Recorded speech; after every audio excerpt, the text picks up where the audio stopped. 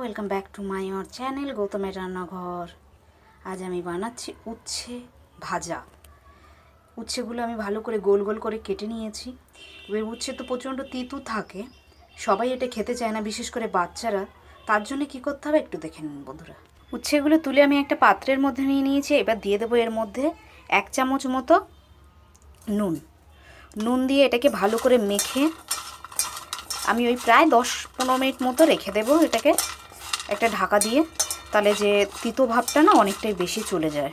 এবার এই উচ্ছেটাকে ভালো করে ধুয়ে নিতে হবে। কড়াইতে দিয়ে দেবো তেল। এভাবে চেপে ভালো করে জলগুলো ঝরিয়ে নিতে হবে। দেখো কত পরিমাণে জল বেরোচ্ছে।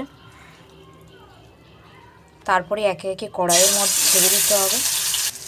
এভাবে একবার বাড়ির গুঁড়ো, তুমি যেটাই বলবে তোমরা, লবণ দিয়ে মেখে রেডি হয়ে গেছে। বাই বন্ধুরা, ভালো থেকো সবাই।